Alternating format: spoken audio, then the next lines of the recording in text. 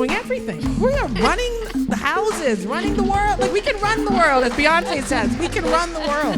The Board Ready Women program was meant to be one of many things that should happen to help women have the confidence to serve in a public company board when they get that tap on the shoulder. And so immediately people started saying, oh, it's because of feminism. Feminism made the women have to go back to work. So there starts being this backlash, right? Our theme today is fearless females, and we've got, yeah, that's right. We have got a great crew of interesting women from very different backgrounds who will be coming up on stage. We have Jen Deaderick, waving. Jen is a journalist and author focusing on gender and citizenship, and we'll have lots to say about what's going on everywhere with women and power. Susan Esper is here. Susan, next to Jen. Susan is a partner at Deloitte, and she works to get women from many backgrounds onto corporate boards, where they are largely underrepresented. She'll tell us all about that. And we're going to start the evening with the president of the Boston City Council, Andrea Campbell, also in that corner. On her way up, please welcome President Campbell.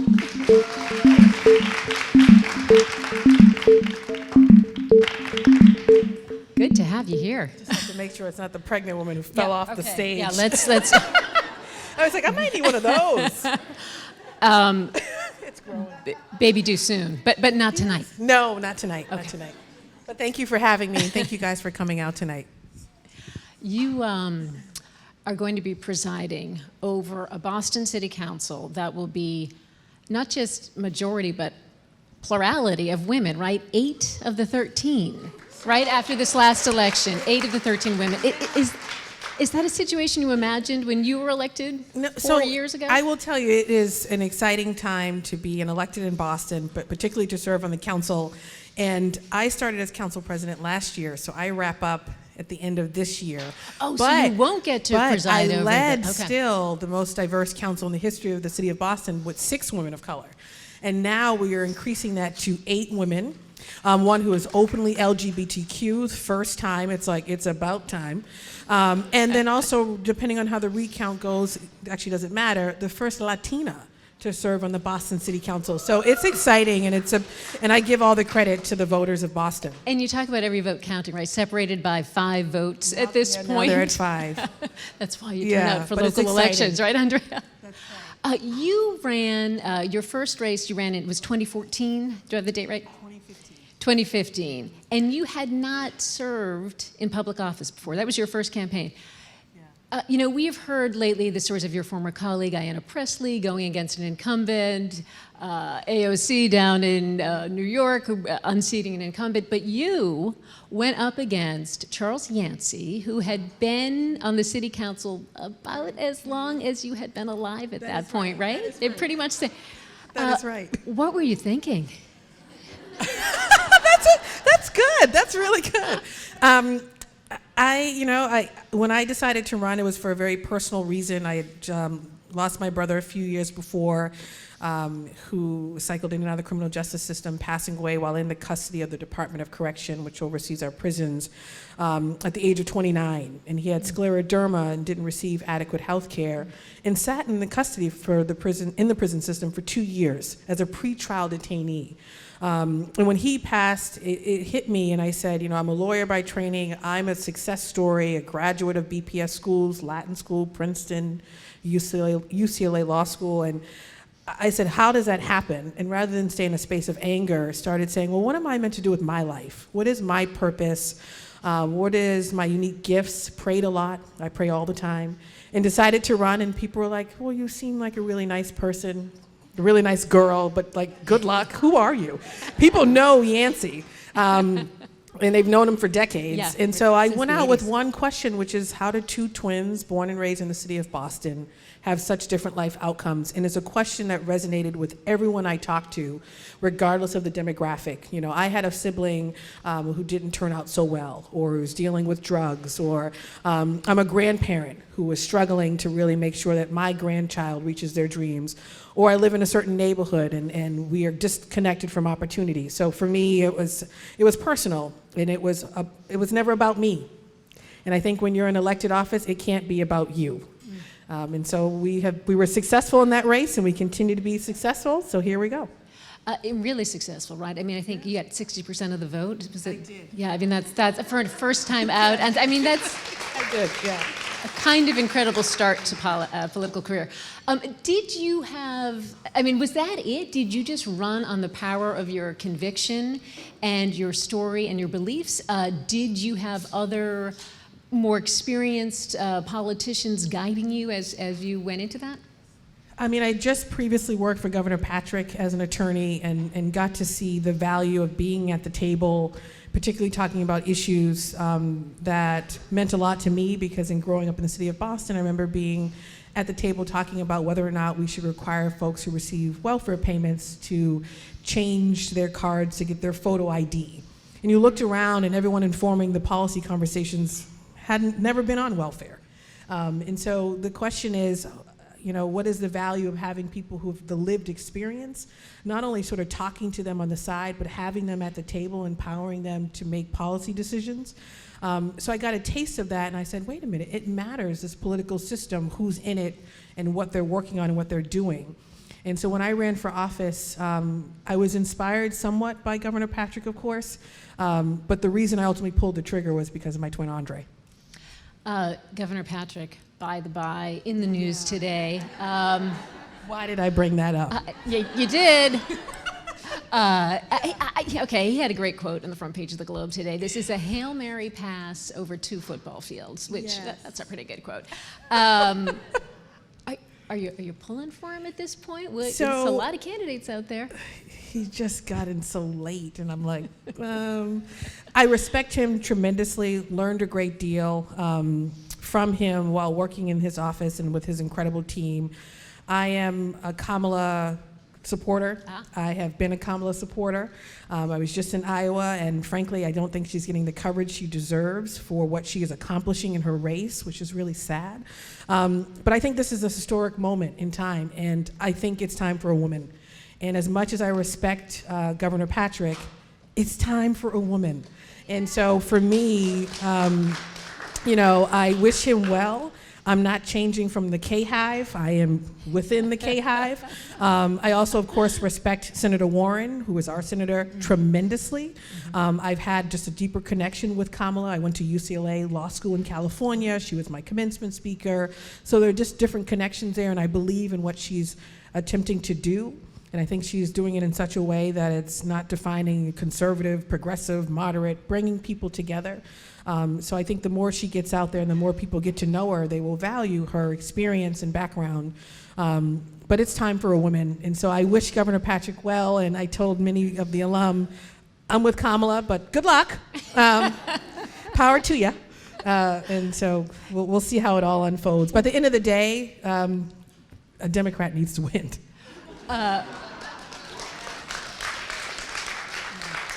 It is something, I think, regardless of how it turns out, to watch the debates. I mean, were you struck, okay, it's not just one woman on the stage. At one point it was 6 potentially on the stage. Do you think there has been a turning point where women are perceived as capable and as potentially a president as a man? Or is there a way I think to go? so. I mean, we're definitely proving it at the local level, not just in Boston, but across Massachusetts, across the country. And the local level and the state level, they don't get a lot of attention, which is sad, because I tell folks we touch your daily lives. When I ran for office, I was like, you can't call Barack Obama, but you can call me. Here's my number, and I will call you back. People are like, oh my goodness, you called me back. Yes, that's the power of the local. Yeah. You know, the federal government, yes, of course, plays an incredible role. But the local level plays, I think, a stronger role in the daily lives. Unless you're, of course, talking about immigration, I don't want to minimize that. I have folks in my district who are extremely concerned, as I am, about the rhetoric and the immigration policies in particular. But as we pay attention to what's happening on the ground, more women are running and they're winning, not just at Congress and the federal level, but at the local level. And that's exciting. And so it's a time that, we do it at the presidential level. And I think when you have the wide range of women candidates who are accomplished, who are personally invested and have been for a really long time. I mean, I support Kamala because she's been a public servant for decades. Like she often says is, I've been working for the people my entire legal career. That's a beautiful thing. These folks are qualified and ready. And now we need to just get out the way and let them lead. And let me tell you, I'm a mother of a 2-year-old. I'm pregnant here. I'll go home, kiss my husband. We are doing everything. We are running the houses, running the world. Like, we can run the world, as Beyonce says. We can run the world. You heard it here. If anything, people just need to get out of our way and stand with us and say, I may not agree with everything, but how can I support you? What constructive feedback can I give you to grow you as a leader? And I think we need to see more of that. Women are doing it with each other, which is great on the council. Congresswoman Presley is very supportive of the women on the council. But how do we get men and others to do the same? And I see it, I wouldn't be here if I didn't have a wide range of supporters. But those in leadership, I'm saying, men, you've been doing it for a long time. Support a woman. Try that on. So what is your advice to women who do want to make a change and potentially get into politics? Because I think there is some natural hesitancy. I think there's the fear of rejection and there's the fear of putting yourself out there. Absolutely. I mean, it is a scary business at moments. It is extremely ugly. Not just for the candidate or the elected official, but also for the staff members that serve. I mean, Kyle is one of my incredible staff members. I always acknowledge my people because they are overworked and underpaid. Shout out to Kyle. Hey, Kyle. And they serve with you. They take the blows too. They get yelled at. But at the end of the day, anytime you want to make meaningful change, yes, it's a fight. I wish it weren't, but it is. That's life. And we need people who are going to get in there and be willing to fight. And we need more women stepping up because it's a different perspective they bring. But I also think that's true for other types of stories. I was just with a group of folks watching a documentary with folks battling the opioid crisis. It was a documentary featuring 4 men who shared their stories around, recovery, relapse. And 2 of them were on a panel. And I said, we need one of you to run for office. And why? Because you bring unique experience and story that can inform the opioid crisis that is absolutely missing in our conversations at the local level. So I want to see not just more women, but people with diverse stories also go for it. And I think if you're willing to put yourself out there, you'd be surprised who shows up to support you. And I had a lot of people show up to support me who are now dear friends. And that's a beautiful thing, but you can't win if you're not in the race. Yeah. Was there a moment, I mean, you did have that conviction, but was there a moment, or maybe many moments, when you really did think, what am I doing? That you had moments of doubt? Or were you just so driven by that conviction that was that? Get out of my way, as you said. Get out of my way. I've had a lot of loss in my life. My biological parents are deceased. All of my grandparents are deceased and under some tragic circumstances. My twin brother, obviously. And I often say, if you've been through all that and I'm still sane, my mental health is intact, I'm doing all right, right? And so I carry my story, I use it as fuel and power.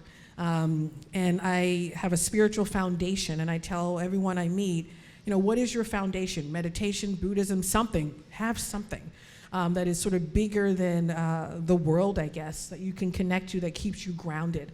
And that's what I go back to when it gets really hard.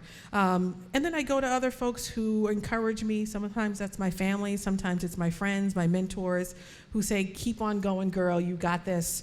On days that are really hard, challenging that 32-year incumbent, and I wasn't black enough. At one point, I wasn't even from Boston, and I was like, I have the diploma from Latin school to prove it. And my neighbors knew me growing up. But you realize you don't have to fight all those battles. There are people out there willing to fight some of those, so sometimes you just got to turn it over, and in my case, I'm like, God, you'll handle that. Thank you. I just have to keep moving because I have things to do, and my constituents need me to have an impact and to get things done, and that's the space I operate in. So city council, you just got reelected, right? You did not have a challenger, I guess. I did. Oh, you did? I'm He sorry. was not so nice. Oh, I'm sorry. He was a man. No, I'm joking. He was not so nice, but we worked really hard and we did really well. And do you see, I mean, you've got to think about your colleague, Ayanna Pressley, who went from the city council to Congress. I mean, what trajectory do you see for yourself? Well, I know that I'm not meant to sit on the Boston City Council forever. And I think, I pray and I'm thoughtful about every future decision. My heart is in Boston. I do this work because for me, it's giving back to a community that gave me so much. And because I represent largely Dorchester and Mattapan, I see the inequities that exist in our city every single day. Yes, there are parts that are very prosperous, but then there are many parts that are not, where we have people living under the poverty line, in housing stock that hasn't been touched in 30 years, transportation deserts, all of that. So I think my job is to continue to fight and to close those inequities and those gaps in my district. And so I'll stay at the local level as long as possible to do that. I have no interest in going down to Washington, D.C. I'll tell you that. I'm good. Might lead to another job in City Hall. Yeah.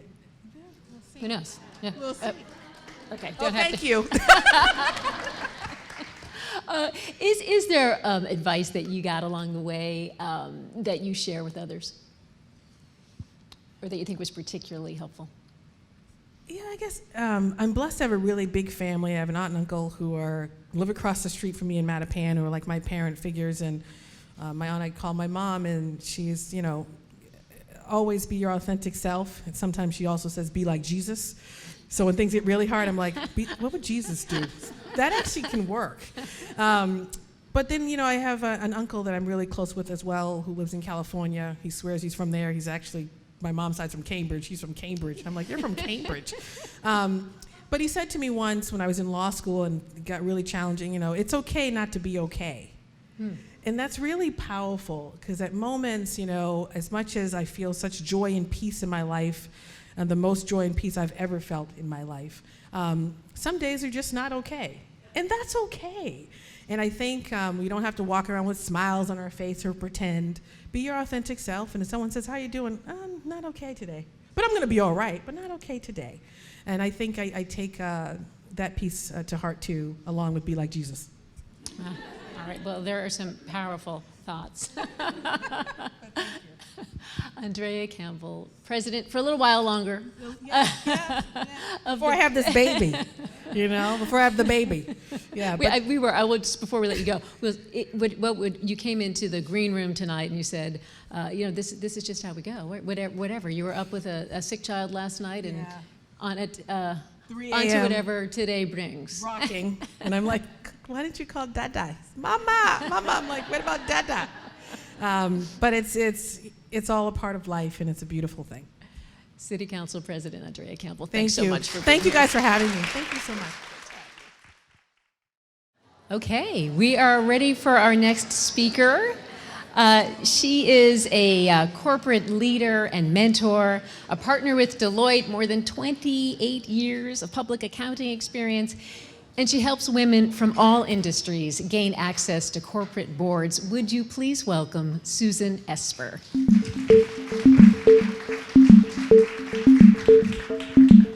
Grab a mic and sit down. Yes, our very narrow little stage, yeah. Welcome. Thanks for coming out tonight. Mesmerized by it. So great. The Fearless Females, here to hear from a fearless female. A microphone would help. Talking to the mic. You have been kind of an anomaly in this day and age. You have worked with Deloitte pretty much always since you started working, right? I left Providence College, yeah. That's one place for 28 years. When you say it like that, it's... Well, congratulations. Thank you. Most Thank people you. kind of bounce around and, hang on the best they can. Yeah.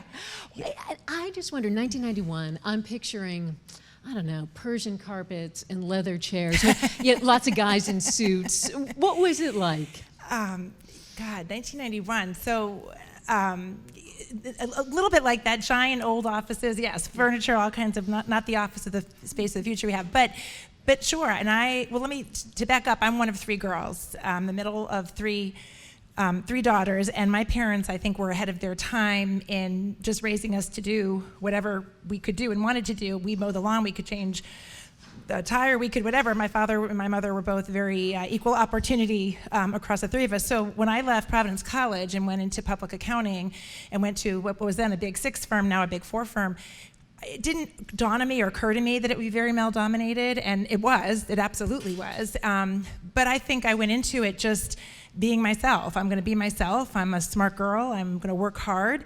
And probably learned fairly quickly this journey that I was on. So I don't think I knew it at the time. I look back on it now and I thought, whoa, how did I not dawn on me? But eventually it did. It eventually dawned on me that I was in not just serving clients that were male-dominated, I was in a firm that was male-dominated. The lucky thing for me, those 28 years ago, so in 1991, when I joined the firm, luckily we had a CEO at the time who happened to have 2 daughters of his own, by the way, in high school. And he happened to notice that the promotion class for that year, there were 100 new partners made, 5 were women. This is 1991. Now, I had no idea this was going on. I was a new hire doing my thing. And luckily for not just Deloitte, but frankly for corporate America and the revolution that ensued, he scratched his head and said, this doesn't make sense because these are individuals that have been with the firm 10, 11 years, and when we recruited them, there would have been probably 50-50 off campus. What happened? And he made the assumption that they had left the firm, women had left the firm through the years to go stay at home, and that was it. And luckily for us, he talked to a few other leaders, talked to an organization called Catalyst, which is a very visible organization that measures the progress that women make, and they said, do yourself a favor.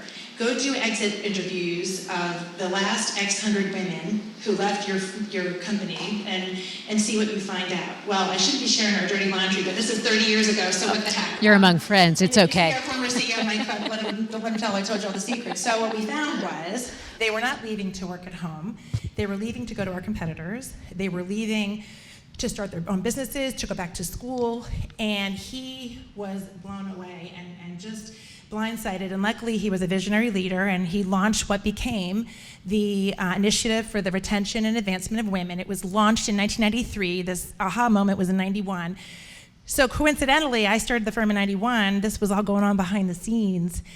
I grew up in a firm that, starting in 1993, we had a culture for inclusion, and it wasn't just about, oh, you're a girl, you should get more. It was, how do we provide more mentors? How do we provide more networks? How do we provide more opportunity? The career assignments that will help you get there. And so I certainly have worked hard all these years, but I couldn't have done it without being part of a firm that was a pioneer when it came to these issues. There was something about being in the right place at the right, right time, place at the right with your time, skills and what you wanted. Yeah. Susan and I met a couple of years ago. She was really gracious and led me around Deloitte. I got to see their very funky offices that did not have red leather chairs, as a matter of fact, but rather like bright splashes of red, lots of glass. Lots of glass, yeah. Very cool. And you showed me 2 photos, which were really, and I think visually, because I'm a TV person, right? But the first photo, I think, was from about the time you joined the firm. 1990. It was a black and white photo, 16 by 20, large photo, of the partners who had started our financial services practice back when the firms merged in 1990. And it was about 12 white men in a black and white photo. And I said to Stephanie, see, that photo's from 1990 of our financial services practice. And then I showed her, we had just been to a retirement party. One of my partners had retired, and we took a group photo of our financial services practice. It was in color, but the number of women and the diversity, and still some work to do to have a bit more color in that women and men of color, but at least not to have 11 white men staring at you. And it was a fascinating juxtaposition, right? It really was. It was a far far more women. Oh, incredible. It looked like a different place entirely. Yeah. You know what I'll do tomorrow or tonight, sometime tomorrow? I will post the story we did so people can see those photos. Yeah, that's I'll post it and I'll put I'll put a hashtag up, a BostonTalks hashtag up. Okay. So if you're on Twitter, you can find it there. So you have gone on to become a mentor on a couple of levels, but we'll start with Deloitte. You mentor in particular other women and men, mostly women. I'll mentor anybody who's looking for a mentor. I'll mentor, but particularly women. I have two girls, my own daughters, who are now 19 and 22. Growing up in the firm, so growing up in a very male-dominated firm, I had three mentors, men who were ahead of their time in mentoring me, and so I just always felt that everything they had done for me in my career, I have to pay this forward, and I was well aware. I became more aware as the years went by that there weren't many of me. Well, particularly not just women, but loud women, energetic. My energy was described in quotes when I was growing up in the firm. Oh, do you know Susan Esper? She's got a lot of, quote, air quote, energy. Like it was a disease or something. And because there wasn't many of that or much of that. So it just became important to me to pay forward what I had been given and the opportunities. And it's the best part of my day. And a quick story on that, Stephanie. Just this morning, I was at a breakfast, the Women's Network. The Chamber has a Women's Network. They have a monthly breakfast, and Deborah Jackson, the president of Cambridge College, was speaking. I went to that breakfast, and the Chamber has a program they sponsor with Simmons for emerging women leaders, and so I had a session with them after, spent some time with them, talking about them. And as I was running down the escalator to get a cab to get back to the office, this woman, she said, "Are you in a rush?" And she had just been in the session. I said, I am. I said, "Hi," and I introduced herself, and she was actually from a competitor. And she said, "I know we're competitors, but can you just have 5 minutes? I'm really struggling with something, and I feel like you would understand." And I said, "Sure." I mean, what am I, sure, of course. And I'm like, oh, how much time do I really need to get across town? And so that is just, it's 10 minutes. And it was only 10 minutes. I wish I could have given more, but I mean, how can you not say yes to that? And that's what it's about, is just, I'm sure those 10 minutes, I hope that 10 minutes just gave her a little bit of a booster and stuff, but it's important. She felt as a female partner that you would have an insight that others might not. Yeah, and just needed to hear something, I think, too. Is there because I think about language a lot, and I wonder in the corporate world, which is still, is it fair to say the corporate world is still male dominated? I mean, is that better. true? I mean, so let me give you fair to say, absolutely. It's better. We got a long way to go, but for example, at Deloitte, when I made partner, I think 14%. So in 2003, when I made partner, 14% or 12% of our partners are women. That number is nudging 30. It's about 27, 28%. That's great, but are you kidding? It's taken 25. So lots of progress, but still so much work to do. And so is some of it language? I mean, there, in cultural almost. I mean, do you need to know how to play golf? Does it help to speak in sports analogies? It's funny, but I am actually quite serious. I do play golf. There you go. And if we had more time, I could tell you a really funny story about one of the first times I got taken to play golf with a client, which I'll be happy to share on the break, actually. I think it's a great story, but I don't want to take all our time here. But I was never going to change who I had to be to make it at the firm. I loved what I did. I have amazing clients. I grew up in our investment management practice. I had these great mentors. I worked hard, but yes, along the way, the energy was a problem. You're energetic, you wear your heart in your sleeve, particularly when my children were born. I had my first daughter when I was a manager, and no one else. There were other women having children, and these guys were so great, but they didn't know what to do on those days where the client was screaming at you. My kid was like, "Where's Andrea? Where's Andrea?" The 3 o'clock ear infection. Where is she? The 3 o'clock ear infection hit, right? And my husband and I would buck up. Who's staying home tomorrow? And okay, is it you? Is it you? Is it you? And you'd have a moment in the day. Something would put you over the edge. It could have been something really stupid. It could have been the ridiculous thing that puts you over the edge. And I had to teach my colleagues early that doesn't, I'm about to lose it, not because I have no patience or not because I'm not strong or because I'm a baby. It's because I'm exhausted. I'm probably pissed off at something or someone, and the well is full. And after my second daughter was born, I actually had a stint with some therapy. I had some postpartum anxiety, and the greatest analogy that my therapist taught me to how to manage my anxiety and how I was feeling, she said, the rain barrel collects water, And it could be a heavy rainstorm, it could be a small rainstorm, but it fills up and then it depletes and it fills up. And sometimes all it will take is a drop of rain, one drop, for the rain barrel to overflow. And so if you were to ask my colleagues, I shared them that analogy because I said, the days that I am freaking out, the rain barrel is full, and just watch out. And it got to be for the rest of my career until we use it. Like, people come in to see me and I'll be like, the rain barrel is full. So you just, you have to be yourself, but you have to educate everybody else around you that you're different, I'm different, how I process is different. One quick story on communication. I was telling someone, the group that I met with this morning, this story. One of the partners who was a longtime mentor of mine, I am very long-winded, as you can now tell, because I'm talking so much. And when you write an email to someone, sometimes it could take me 30 minutes to find a way to say something succinctly, so I'm not coming across like I'm crazy. So I had one of our leaders was coming to the office, and this mentor of mine said, you got to get time on Greg's calendar, you're going to be in this process, blah, blah, blah. So I sat down and I said, hey, I started drafting this message to our CEO. I'm like, hey, Greg, you're coming to Boston. By way of introduction, my name is Sue, on. And then I said, oh, cut that out. So 30 minutes later, I'm like, is this the type of email I should send to him? He said, my mentor called me, he said, I'm going to send you something, cut and paste it and send it to Greg. It said, Greg, would love to meet you in Boston. Please advise, Susan. And I was having heart palpitations. I was like, oh my God, I can't just say that. I didn't ask him how he was. I didn't tell him who I was, why I want to meet with him. And I did it. My hand was trembling. And within 2 minutes, Greg Weaver got back to me. He said, look forward to it. And he copied his admin. So your point about communication, inherently men and women communicate differently.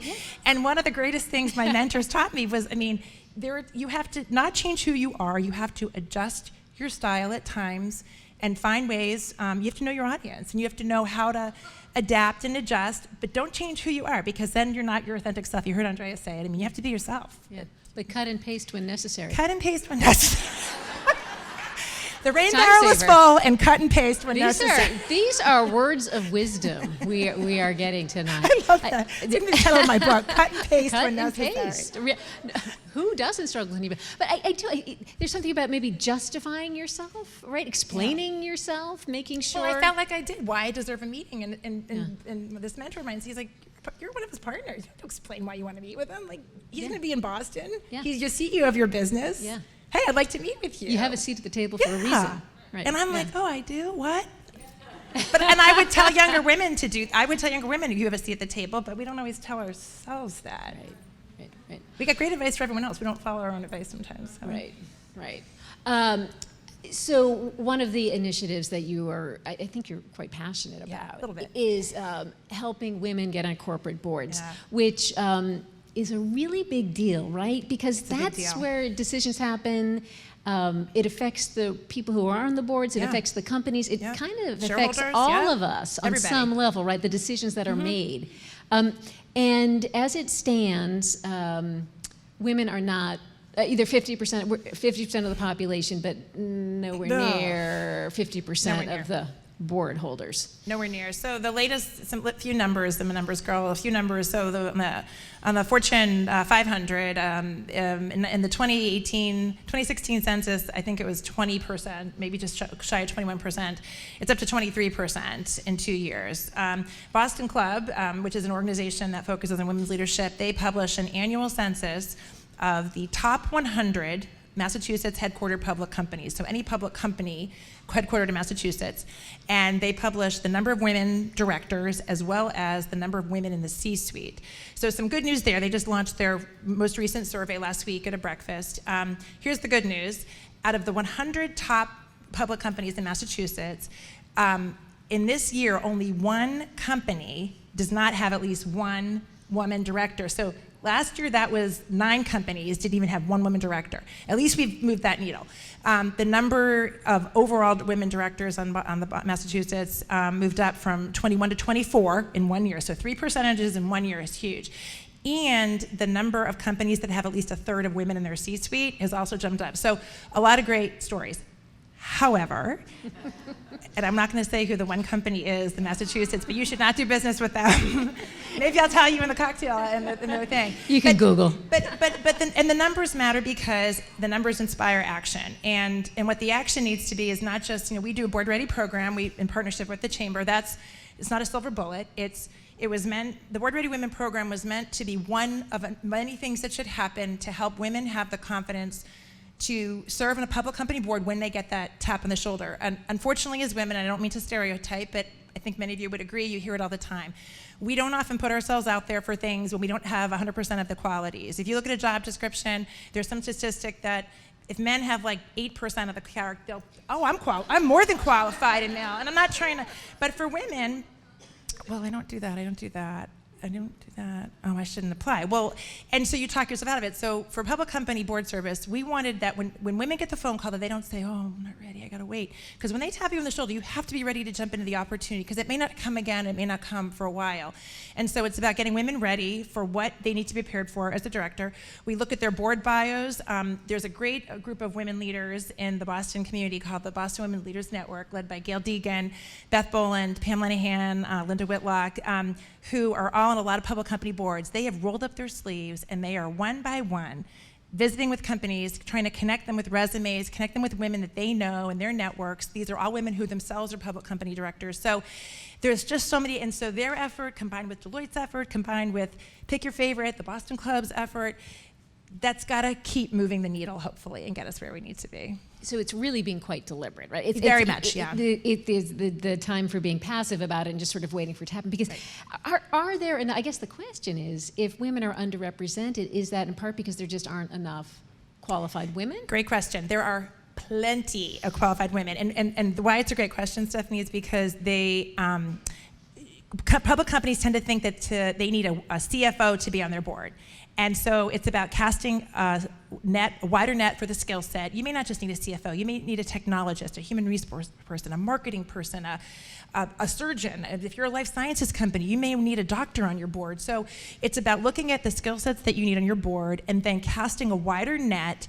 Don't just look for CFOs and CEOs, because by the way, those are mostly men at the moment. But if you look at a divisional CFO, if you look at a chief marketing officer, other positions where you can cast a net to women. So if we just looked a little harder, the women are there. We just have to look harder for them. It's not a lack of supply. It is matching the supply with the demand better than we are. So obviously that's great for women who get a seat on the board, right? Yeah. I mean, they've reached this pinnacle of success. They get compensated nicely. But do they have an influence on these companies, which are powerful, which impact the community in many ways? Yeah. I mean, that would be the hope, although I would tell you, and if you ask so I mentioned to you that that 99 of the 100 companies have at least one woman. Many of those have 2 or 3. The problem is, once you have one woman, that's not enough. You need 2, you need 3. One woman is probably not, she's going to have a voice. Is it going to be heard the same way that 3 or 4 women, or not just women, people of color, whatever it is? I think, again, there's metrics or things that show you that in order to really influence, it's not just having one of anything. It's 2, it's 3, it's the voice has to get amplified. So I'd like to think that one person on a board of 10, one woman on a board of 11 directors could make a difference. She will make some difference, but if there were 2, if there were 3, because let's also, back to your point about the golf, things happen not always in the boardroom. They happen at the drinks, they happen at the dinner, they happen at the breakfast, they happen in the bathroom. And if you are a woman, if you talk to some of women directors, they'll tell you they go, one woman will be on a board, she'll go into the bathroom, the 5 guys come out on the break and they've made 4 decisions while they were in the bathroom, and you can't be in the bathroom with them. So, and I'm making a little bit of a joke about it, but the point is you're not included in that. So it's important. 1 will be important, but 2, 3, having that voice amplified is really what it takes, I think, to make that impact felt. And isn't there some statistic about it's good for the companies, too, to have diversity, women, people from different backgrounds on the board? Yeah, absolutely, because think about it. If you think about anything you're trying to do, any problem you're trying to solve, any problem at all, no matter what it is that you do every day, if you just get 5 people with the same exact skill set, you're going to get 5 people that either know the answer, don't know the answer, or come at the answer the same way. Diversity of thought, diversity of experience is what not only tackles a problem, but is the creative juice, is the energy to make change, is the energy to think about a problem differently, maybe to come up with a solution that wouldn't have otherwise been thought of. So, homogeneity in anything in life is only going to yield whatever homogeneity yields. I don't know. More of the same, maybe. More of the same. Thank you, Stephanie. And any company that's going to, companies are driven by their stock price, their shareholders. You're doing them all a disservice. You're doing our economy a disservice. You're doing the world a disservice, because the corporate world obviously impacts so many other parts of the world we live in. Clearly, obviously, I mean, the community impact, social, all these things. And so if we're not figuring it out here, we can't then help others figure it out. You mentioned your daughters, Yes. who are now college age-ish. My oldest graduated last year in May. Congratulations. She has a job. And a Has a paycheck. job. She's still in my phone Double bell. congratulations. I don't think I'm ever going to get her off. I've been told they don't come off the phone bell ever. But Olivia, my youngest, is a sophomore, so they're great. And so are they moving into a world very different than the one you moved into in 1991? Oh, well, a little bit different. Not as different as I thought it would be. In fact, I think I said this to you when I saw you a few years ago. When Victoria was born in 1997, and who would have ever thought?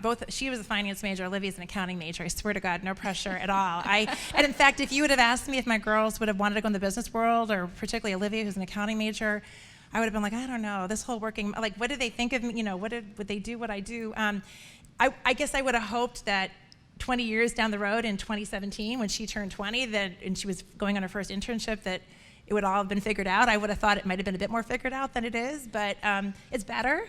But like, for example, she's started her job, and I said, and her boss is a man, a lot of her peers are men. It does happen to be a technology company, but she even said to me, she's like, when do you think I'm going to start working with some women? I'm like, God, soon, I hope. I don't know. So it's better, and the opportunity, I would say, because this is not just about getting things because you are a woman. It is having the opportunity to shine, to bring your skills, to work hard, to have mentors and network, all of the things that help any of us be successful. And so that's what I want for them, and I think they have more access to those things than I did. They also have a mother that's in their face all the time, that's telling them what to do, even though she doesn't do it herself sometimes. But I think the reality is the corporate environment they're in is better, but not yet where I would have hoped it would have been by the time they got here. So. Work to do. Work to do. Work to do. Don't give up. That's what I tell my girls. Don't ever give up. And so I'm not going to give up. No one should ever give up. Susan Esper has provided us with terrific insight and and advice tonight. Cut and paste. Cut and paste. Watch out for the rainwater. Right? Rain barrel and is don't give up. full. Thank you so much for being here. And now to sort of wrap it up, give us even a wider lens on, right? Round and round we go. A wider lens on women and equality and power. We have a journalist who has written about gender and citizenship for the New York Times, the Huffington Post, and in her book, She the People. Please welcome Jen Deaderick. Hey.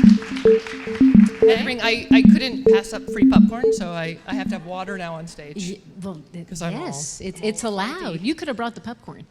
Oh my God! Imagine. No, you don't want to. You don't want people watching me the popcorn, eat. That's not. You don't want to watch me eat popcorn. Jen's book, She the People, is amazing because it's a history of women in the United States. Right. It's incredibly concise. There's graphics, so it's really fun, and it's funny. And I learned so much. Oh, good. Okay. Yeah, and I'm just wondering, what was your goal? Is it just to sort of help people understand that? I'll tell you my big takeaway. Okay. No, please do. I think about the women's movement. I think about maybe the 60s, 70s, but really, women have been advocating for change and for equality since, John Adams' time. Right, and even before, but I start with 1776 just because it's a convenient date, that people know. But it had been something that was debated even before that, that we were part of the British Empire, so we operated under British law. That meant we had we had all the laws about women that existed, about women essentially belonging to their husbands once they're married. All of that still applied here in the U.S. when even after we became states. And I talk at the beginning of the book about The revolution was mostly at the top. I mean, it was this sort of like they cut off the head or the very top of the pyramid and replaced the king with, the Senate and the Congress and all that. But under that, all the state stuff stayed very much the same. And you find, and I was surprised in my research to learn that there were people, guys who had positions in the government before the revolution who just kept those positions. And you had town meetings that had already been meeting in towns, and they just continued on after the revolution. So the state stuff, and then anything that was sort of pertaining to any details aside from voting stuff, was still being worked out. And there was a lot of this kind of, like the women saying, hey, wait, why isn't this stuff changing? There was, initially right after the revolution, there were tons and tons of babies being had out of wedlock, people living together without getting married. There was this huge upheaval in sexuality and open sexuality that then gets kind of reined in. And it's actually, Jefferson is particularly nervous about women, and whatever. But it's like, well, no, we can't have any, because he has this whole thing. There was this theory that the French Revolution would have happened if women hadn't been talking or something like that. And so he was subscribed to that. So he was very determined that women would have no part in government and no part in the public sphere, and that women should just be home. And of course, he was talking about white women. We should be very clear, because the black women had a whole other position. But the white women should be home. They should be making the domestic sphere cozy, so that when the man comes home from the public sphere, he comes home to somewhere soothing, because the public sphere is so rough. And so, and you see that, you see that continuing on. We don't even think about that as being something that was just kind of created. But you see in the 50s, they keep trying to do that, right? It sounds like the Post-war. 1950s. Yeah, like right. they're, and in some ways, so by the time of World War II, the Equal Rights Amendment had already been written and was already, which is the amendment to make women equal citizens. That had already been attempted and written in 1923.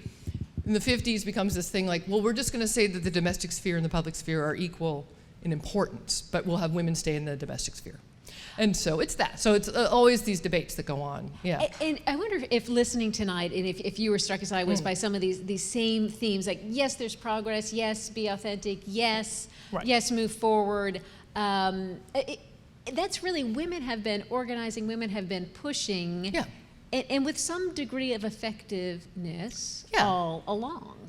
Right. And there's also, I was talking earlier today, I was texting with Amanda Palmer. I don't know if you all know who Amanda Palmer is. You should. She's fabulous. Thank you. She's a fabulous musician who came from here. She's from Lexington. And was a pioneer in online music stuff and gathering together fandoms that are very responsive, and she's online all the time. And anyone can just write to her and she'll write back. And she's a fantastic musician and does all these cool things.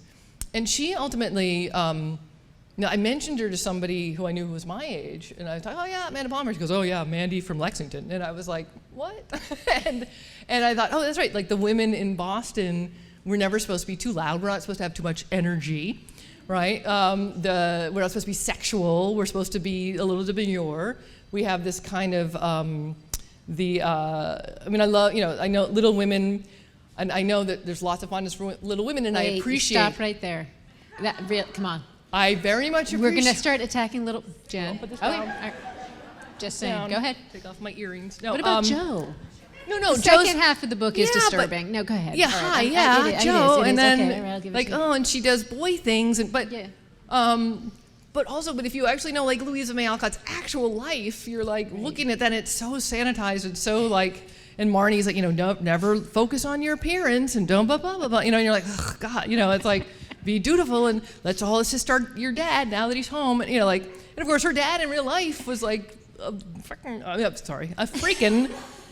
kind of a bit of a ne'er-do-well, like he was, and he was taking ideas from Margaret Fuller and from the Peabody sisters for his educational stuff, and he's the one who's getting all the money, and anyway. He was taking credit from women? Because if you look at, and the thing, and She got it. I know this is like a rant. I'm going to try not to rant about this because I could rant about this, but and if you go to like Fruitlands, I highly recommend going to Fruitlands. Have you ever been? Who's been to Fruitlands? So in Fruitlands was supposed to be this big utopian community, right? And all these guys get together, and they're gonna be sitting and thinking deep thoughts out there, and of course they don't have any experience with farming. They're like early vegan people, so they're like, we're not going to use any animal. Not only are we not going to eat animals, we're not even going to use their labor. But this is the early 1800s, so you can't. They were like, we're going to plow. No pickup trucks. Yeah, for no instance. pickup trucks, Yeah. no plows, no, so they were like, oh, we're just going to plow the ground ourselves. I don't know, like they were not going to use oxen. It was crazy. They all started starving. The guys thought they'd sit around thinking great thoughts and writing their books, and the women were like, no, you're like, and they're all scrubbing dishes in the back and trying to put together meals with, grass or whatever. I mean, it's like, anyway, but it's all very noble. So I was chatting with Amanda, and she was talking about how she ultimately left Boston because she wasn't appreciated here. She was kind of like. So she broke sort of convention. Yeah, so Amanda Palmer had to go, and she was like, I'm not, people are mean. The guy bands were like, you're not fitting the right, you're too self-promotional, or you're too sexy, or you're still. So I promised her today that I would talk about, like, the burlesque women of Boston, right? Like, Boston had this whole burlesque tradition. It still does. There's still this, but who we talk about as the women of Boston are, Abigail Adams, who I love, God bless her, but, is also not a sex pot. I mean, she was obviously she is in the the thing you saw There's on a GBH. whole chapter about that in the book. Or whatever, the John Adams thing, right? Yes, right. We have the great sex scene in the John Adams movie. But other than that, but she wasn't like walking around, Not so much. No, Yeah. and lace and stuff. You have Louisa May Alcott having to put on this, like, we're going to talk about proper values in the book, and where she was, having her crazy times in New York. And, So is that part of it? I mean, we heard a lot about authenticity. I mean, is that what you're talking about in part? Be authentic and not. Well, there is, although, yes. And I think. and is that more allowed now, do you think? Or do you think those traditions have I think shaped who we are now?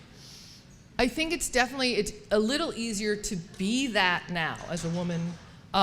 I do still think in Boston, if we're in Boston, when we talk about authentic in Boston, we're talking about, white guys, right, who love the Red Sox over and over, and who pack their cat. And I say this with great love because that's all my cousins, but so I have no animosity against those guys, but that becomes our definition of a Bostonian, right? An authentic Bostonian is, someone that Ben Affleck plays in or something.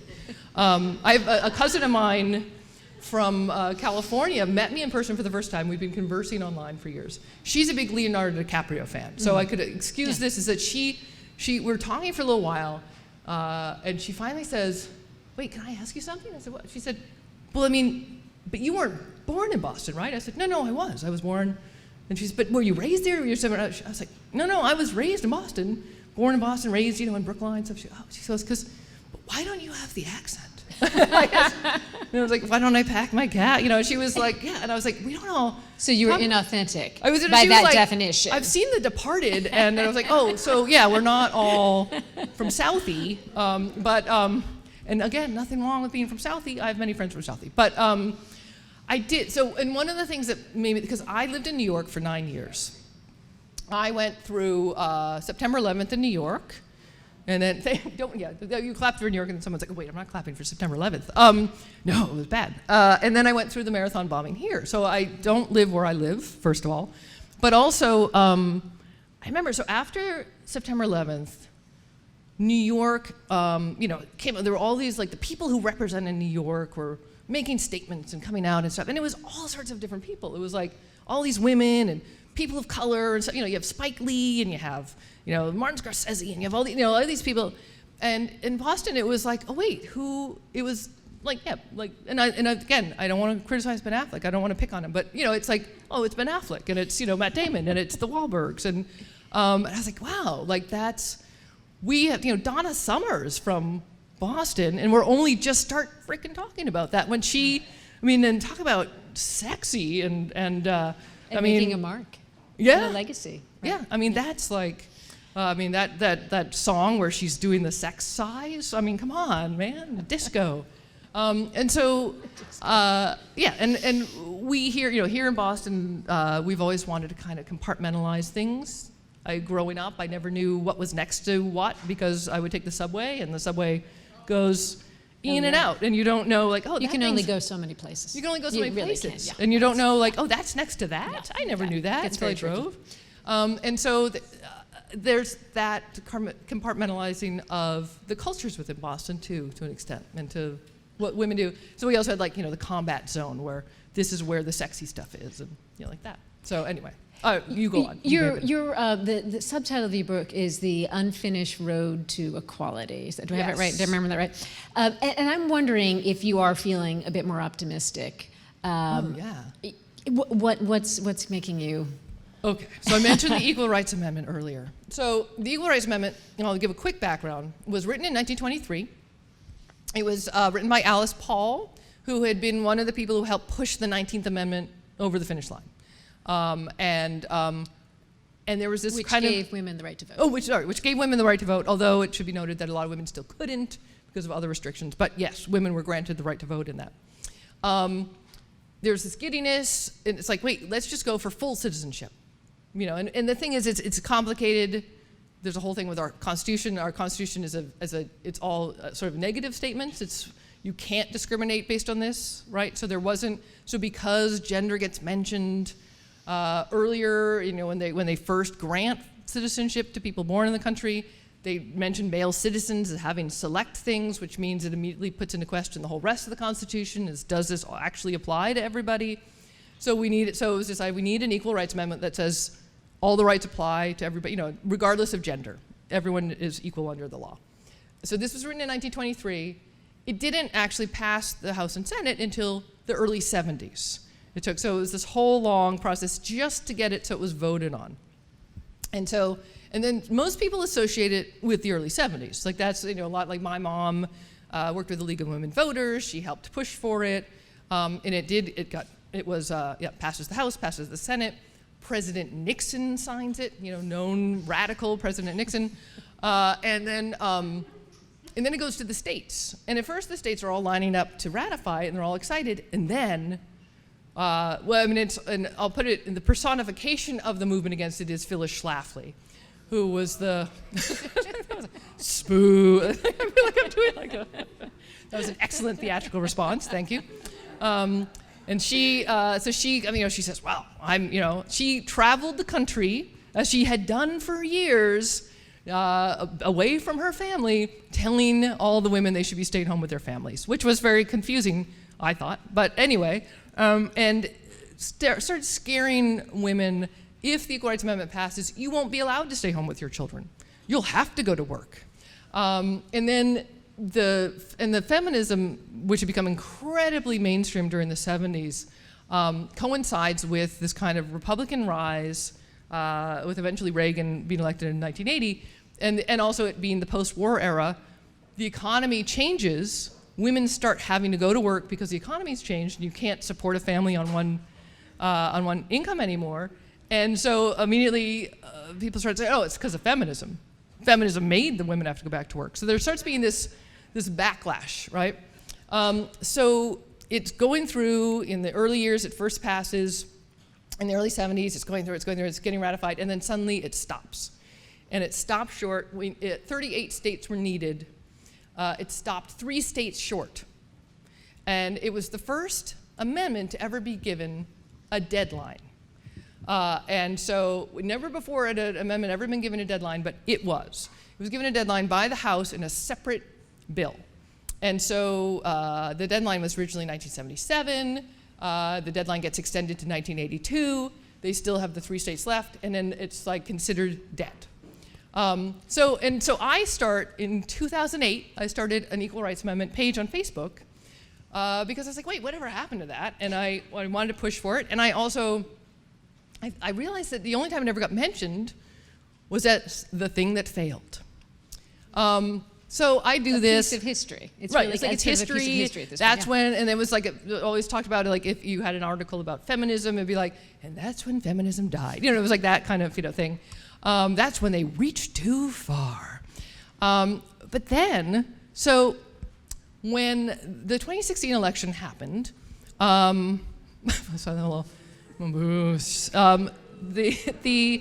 my immediate reaction, and I'm pretty sure I posted on the Equal Rights Amendment page, I think I just used one swear word. I'm not going to say which one, but I believe that's what I wrote initially.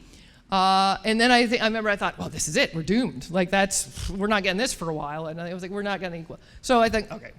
Then, I don't know if you heard about this, but the day after the inauguration, a couple of women showed up in D.C. I was in D.C. for that, and I kind of went because I was like, I have all these friends who'll be there, and I felt there were 1 million women there with all the same hat, so you knew we were all together, and we shut down the city. I was with my friend Hillary Kwiatek, and I were together, and it was funny because I had this whole plan like of meeting up with other people while I was there. I couldn't even get there were people I was going to meet up with, like just over there, and I couldn't get to over there, and so I never saw them the whole time I was in D.C. So Hillary Kwiatek and her mom, Roz, and her son, Miles, and we all were just together for hours standing there. Hillary is an old school, she's very involved politically and stuff, and has done lots of marches. We start marching after standing there and watching everything, and she notices we're taking, oh my God, we're going on to a different street, and she goes, wait, this isn't on the route. Are we supposed to go on the street? And I was like, Hillary, I think we're going on all the streets. No one's going to stop us. There's 1 million of us, and so we're all walking along. And then I thought, oh, okay, all right, maybe there's some hope. And like a month or so later, out of the blue, Nevada ratifies the Equal Rights Amendment. And I pay attention to news about the Equal Rights Amendment. I was like, what? I wasn't even sure it had happened. I have my friend Sarah Jane Stratford, who's like my occasional co-admin. She writes me and she goes, Jen, I think Nevada just ratified the Equal Rights Amendment. I was like, what? And of course, like none of the press knew even how to talk about it. So I'm looking, I'm trying to find articles about it. No one in the press is managing to explain to me. I'm like, did they? What's going on? So they did. And then it was like, 2 states left. And then because we should explain, you need 38, right? Yeah, 38 needed to hit a three-quarters mark. Away. And then Illinois pushed for it. They ratified it. And now, so Virginia tried because they were dominated by the Republicans. It's a whole story. They couldn't get it through. Virginia just went blue. So Virginia is going to be ratifying the Equal Rights Amendment if another state doesn't get to it first. And then we just talk about the thing, and then that's like. And so that's the road to equality, as you see Yes. it, the passage of the ERA. Right. Well, it's what happens is that becomes official equality. Equality in reality, you actually have to keep working. It doesn't magically just like, and now we're all equal. Just like when the 14th and 15th Amendments didn't say, and now racism's over. No, that's not how it worked. Yeah. So. Yeah. It's not a magic bullet. But why? I mean, because there are many laws on the books that do protect women. Why an amendment? Why does it have to be in the Constitution? Because it means that those laws can't be overturned. It means that the courts have to give it stricter, the stricter scrutiny when it comes up across. Anthony Scalia, before his death, actually said, I don't have to rule for gender equality because it's not in the Constitution. It's true. I know, and everyone's like, oh, and I was like, no, but he's right. That's what we've been saying. And so it's a way of guaranteeing that it will at least be given strict scrutiny when laws come before the courts. And in your mind, I think reading your book, it dates back to the very beginning from the Declaration of Independence when women were not mentioned. Right. All men are created equal. Yes, and they really meant men. Yeah. So this would be a little addendum, correction, if and you women. will. That's right. Which in the Declaration of Sentiments, Elizabeth Cady Stanton did in the early 1800s. So 2016, the aftermath of the 2016 election, right. On some level, sounds like it has, the way you see it, turned out better than maybe you thought it would in Yes. terms of catalyzing action, in terms of really motivating people. I think it woke up particularly white women, and I say that as a white woman myself. A lot of white women found it really like, it's awkward to talk about politics, and it's ugly, and it's messy, and it was, which is sort of this after effect of women shouldn't be in the public sphere, right? And it was like, we really need to participate. And so, because you're seeing women just doing all of this stuff, it's still like the League of Women Voters. It's founded in 1920. They're behind a lot of these laws overturning gerrymandering. I mean, it's old school women's organizations, it's newer women's organizations, and it's kind of impressive. And do you see this reflection? I mean, we talked about the Boston City Council here locally. We're talking about the number of female candidates running for president. Do you think that is all part and parcel of that change? Yeah, I think that's, for a long time, one of the arguments about not passing the Equal Rights Amendment was, but it's already covered in laws, and under all of that was the idea of, well, the guys who are in charge are still gonna respect it, right? Like, they'll protect us. There was a little bit of that feeling, like, of course all the guys are gonna be reasonable and think of us as equal. And then we're like, oh, they're not. Like that, like, oh my God. 2016 was a big evidence, like, oh, the guys don't care. The guys are like, Hillary, I don't like Hillary's voice. Or they're like, I don't care that Trump grabs women by their whatevers because they're, he's gonna lower my taxes or whatever it was. And you're like, and I think a lot of women were like, oh my God, we can't actually count on these guys. Women who did think we could. And they realized they had to go in. So if a woman does get elected president, or at least maybe comes close again, I mean, is that the next book for you? I mean, is this going to be enough? My next book is about men. Is it really? It is. It's about, well, it's kind of about my father, but all my books are really about my father. That's because that's what Freud would say. Anyway, I come from a very old Southern family, and they were friends with Andrew Jackson. And I know, you can boo for him too if you want. Like, he's even worse than Schlafly. And so so it's about, for me, it's about how did that affect the notions of manhood in my family, like for my father and then going back. And then how did the women help prop that up in my family? Like the women, the cousins who would write the family histories and talk about how great the men were. Sounds like a fascinating concept. So that's my thing. So yeah. We will wait for that. In the meantime, I still have to write it. Yeah. So we'll just hang on. You let us know. Yeah. In the meantime, She the People is available. It's really a fun read. If you've enjoyed listening to Jen Deaderick, you will enjoy her book. It was, at moments, laugh out loud funny. Oh, thank you. Nice. Jen Deaderick, thanks so much for being here. We've run out of speakers. Thank you so much, everyone, for coming. Thanks so much to Andrea Campbell from Boston City Council.